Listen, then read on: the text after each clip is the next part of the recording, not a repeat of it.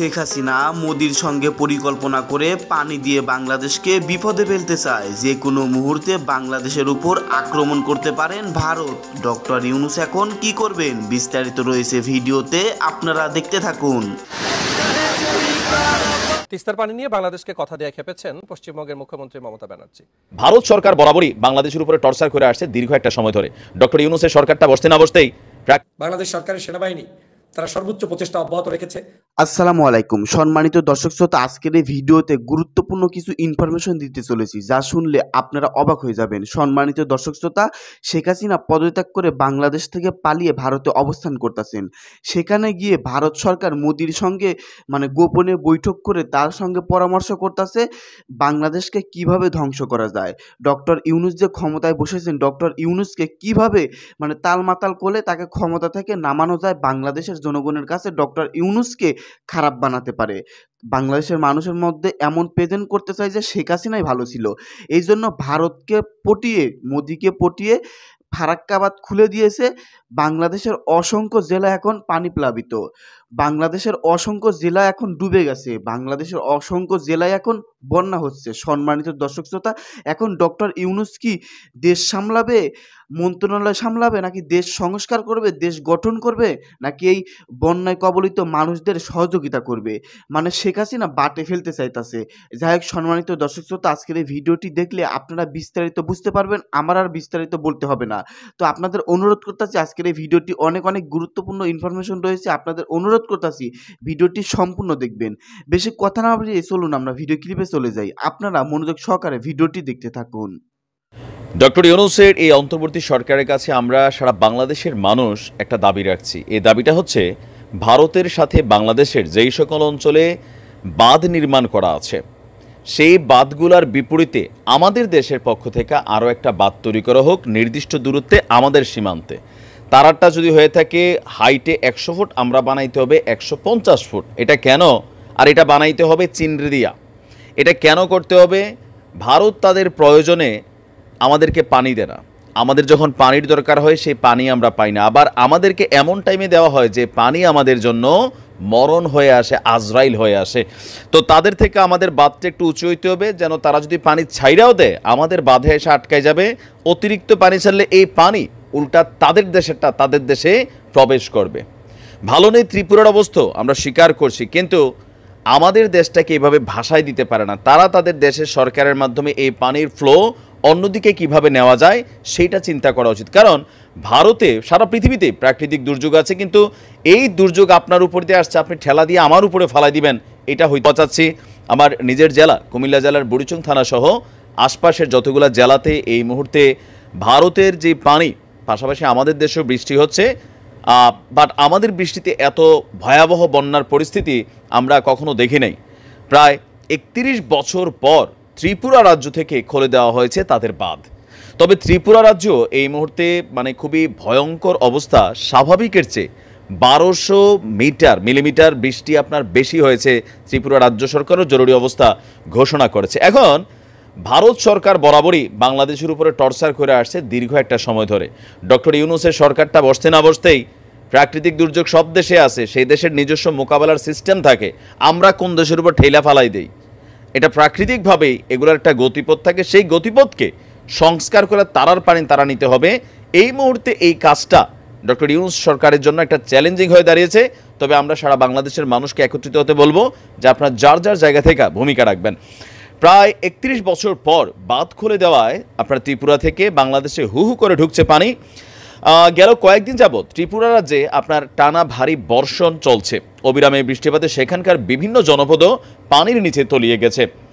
আপনার জলাধারে কাছাকাছি পৌঁছে গেলে ডুম্বুর জলাধারের বাঁধের যে স্লুইস গেট সেটা খুলে দেওয়ার খবর এসেছে।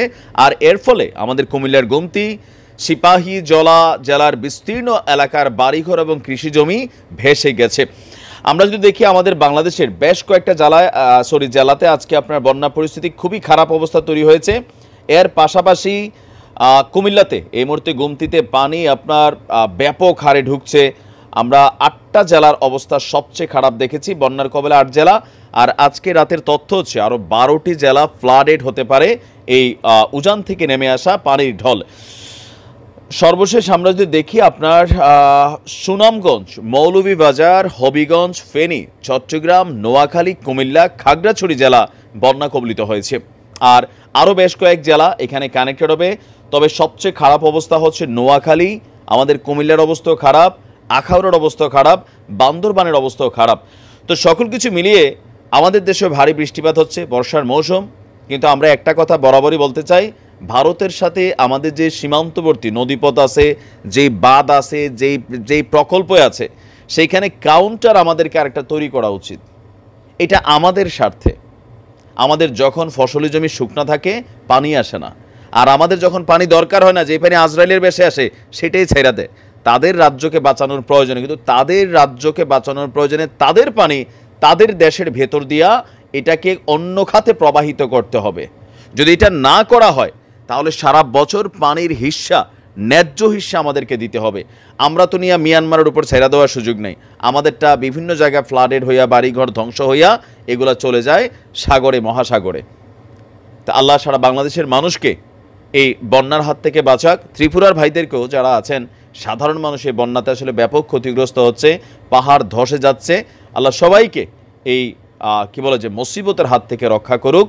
সবাই সাবধান থাকবেন, সচেতন থাকবেন, আর কি নিরাপদ আশ্রয়ে থাকবেন। আসসালামু আলাইকুম রহমতুল্লাহি ওয়া বারাকাতুহু।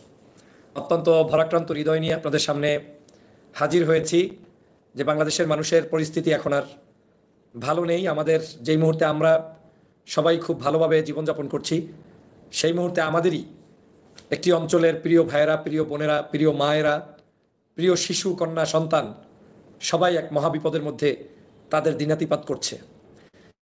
আজকে রাতটা কিভাবে তারা কাটাবে সেটা আমার কাছে জানা নাই, এবং রাতের পরে কালকে সকালে কি ভয়াবহ নিউজ আমাদেরকে শুনতে হবে সেটাও আমার কাছে এই মুহূর্তে জানা নাই। চরম একটি অস্থিরতার মধ্যে আমাদের এই ফেনী, নোয়াখালী, কুমিল্লার মানুষগুলো এবং তার পার্শ্ববর্তী অঞ্চলগুলোর মানুষগুলো তাদের দিনাতিপাত করছে। কঠিন এক পরিস্থিতির মধ্যে তাদের এখন দিন চলছে এবং যাচ্ছে। একদিকে তারা নিজেরাই বাড়ি থেকে বের হতে পারছেন না, বের হয়ে মানুষের সামনে আসতে পারছেন না, তারা ঠিকমতো সঠিকভাবে তারা তাদের জীবনকে পরিচালনা করতে পারছেন না। অন্যদিকে আবার তারা তাদের খাদ্য সংকট, তাদের বাসস্থানের সংকট, তাদের নিরাপত্তার সংকট, শিশুদের সঠিকভাবে জীবনযাপনের সংকট, এক কথায় বলতে গেলে এখন চরম একটি কঠিন পরিস্থিতির মধ্যে তারা তাদের সময় পার করছে। প্রিয় বন্ধুরা আমার, আপনারা জানেন বাংলাদেশ সরকারের সেনাবাহিনী তারা সর্বোচ্চ প্রচেষ্টা অব্যাহত রেখেছে। অন্যান্য বাহিনীগুলোও তারা তাদের জন্য সাহায্য সহযোগিতা অব্যাহত রেখেছে। কিন্তু এই অব্যাহত সহযোগিতাই আমাদেরকে কোনোভাবে বাংলাদেশের এই ক্ষতিগ্রস্ত জায়গার মানুষদের সব সমস্যার সমাধান করে দিতে পারছে না। এর অন্যতম কারণ হচ্ছে যে কেউ কখনো ভাবতেও পারে নাই যে এই পরিমাণ পানি এখানে আসবে।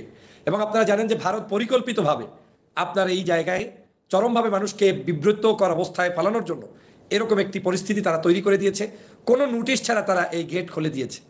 গেট খুলে দিয়ে তারপরে আজকের সমস্ত পানিগুলো বাংলাদেশে প্রবেশ করিয়ে দিয়েছে এবং সবাইকে বন্যায় প্লাবিত করে দিয়েছে। শুধু তাই নয়, ভারতের মিডিয়াগুলোতে পর্যন্ত আজকের এই বন্যার ব্যাপারে নিউজ প্রকাশ করতে গিয়ে তারা সেখানে অট্ট হাসি প্রকাশ করছে, তারা যে বাংলাদেশে বন্যায় নাস্তানাবুদ হয়ে যাচ্ছে আমাদের দেশের নাগরিকরা। তো এই যে শেখ হাসিনার কুটচাল এবং শেখ হাসিনার কাছের রাষ্ট্র যারা বাংলাদেশের মানুষের দুর্দিনেও তারা হাসে এবং দুর্দিন তারা নিজেরা ইচ্ছে করে তৈরি করেছে, সেই জায়গায় আসলে আমাদেরকে আরও সতর্ক থাকতে হবে। এখন এই মুহূর্তে বাংলাদেশের সমগ্র নাগরিককে আমি উদাত্ত আহ্বান জানাবো, আপনাদের যার যা কিছু আছে তাই নিয়ে আমাদের এই ভাইদের পক্ষে আপনাকে দাঁড়াতে হবে। আপনার ভাই, বোন, আত্মীয় স্বজন, আপনি যেখানেই থাকেন না কেন, আপনার পরিবারের কেউ যদি ক্ষতিগ্রস্ত হতো এখন, আপনি বসে থাকতে পারতেন না। এই মুহূর্তে সর্বশেষ তথ্য হচ্ছে যে মহাসড়কে পর্যন্ত হাঁটু সমান পানি। আমাকে যারা তথ্য দিয়েছে তারা যদি মিথ্যা না বলে, আমি তো আর সরাসরি ওখানে এখনো উপস্থিত হতে পারিনি, আগামীকালকের প্ল্যান আছে। তারা বলেছে মহাসড়কে পর্যন্ত, যে ফয়জুল ভাই আপনি যে আসবেন, সড়কে পর্যন্ত পানি উঠে গিয়েছে এবং অনেক সড়কে প্রবেশ করার মতো পরিস্থিতিই নাই। তার মানে আপনি বুঝতেছেন যে বর্তমান পরিস্থিতিটা কোন জায়গায় গিয়ে দাঁড়িয়েছে। একেবারে চরম বিপর্যয় চলছে। শিশুদের জীবন চরম বিপর্যয়ের মধ্যে, বয়স্ক মানুষদের জীবন চরম বিপর্যয়ের মধ্যে। আর ন্যাচারাল কিছু মানুষ তো এমনিই মারা যায়। এই যে বয়স্ক মানুষরা মারা গেলে তাদের দাফন কাফন কিভাবে হবে আমি ভাবতে পারছি না। আপনারা নিশ্চয়ই জানেন গত কয়েকদিন আগে যখন বন্যা হয়েছিল সম্ভবত সিলেট বা বরিশালের কোনো অঞ্চলে, যে মাকে কবর দিতে পারে নাই, কলার ভোর খাটিয়ে তাতে ছেড়ে দিতে হয়েছে, তাদেরকে সেখান থেকে দিতে হয়েছে। আজকের বাংলাদেশ সরকারকে ধন্যবাদ জানাই, তারা ইমিডিয়েটলি অ্যাকশনে গিয়েছে, তারা চেষ্টা করে যাচ্ছে। কিন্তু আপনাকে মনে রাখতে হবে, বাংলাদেশ একটি যে রাষ্ট্র, তাদের যে অর্থনৈতিক অবস্থা, সেখান থেকে তারা চাইলেই সব কিছু খুব দ্রুত সমাধান করে দিতে পারে না। তাদের হাতে সেই বড় ধরনের ক্যাপাসিটি কিন্তু নেই। অতএব জনগণের পাশে দাঁড়াতে হবে, জনগণকেই জনগণের জন্য কাজ করতে হবে। অতএব আমাদের এই ভলান্টিয়ার সার্ভিস যারা রয়েছেন, আপনারা নিজ উদ্যোগে সেখানে সহযোগিতা করুন। প্রত্যেকে যার যার পক্ষে সেখানে যাওয়া সম্ভব, আপনারা সেখানে যান। আগামীকালকের আমাদের একটা টিম সেখানে থাকবে। আমরাও ব্যক্তিগত উদ্যোগে আমাদের কাছে যদি কেউ কিছু দেন, সেটা আমরা সেখানে পৌঁছানোর সর্বোচ্চ চেষ্টা করব। যদিও আমাদের এই লাইভের পর থেকে এখন পর্যন্ত আমাদের কাছে ওইরকম বড় কিছু আসে নাই, ব্যক্তিগত পর্যায়ে আমাদের অনেকেই আমাদেরকে কিছু করেছেন, সেটা দিয়ে কালকে ইনশাল্লাহ আমাদের কিছু সহযোগিতা অব্যাহত থাকবে।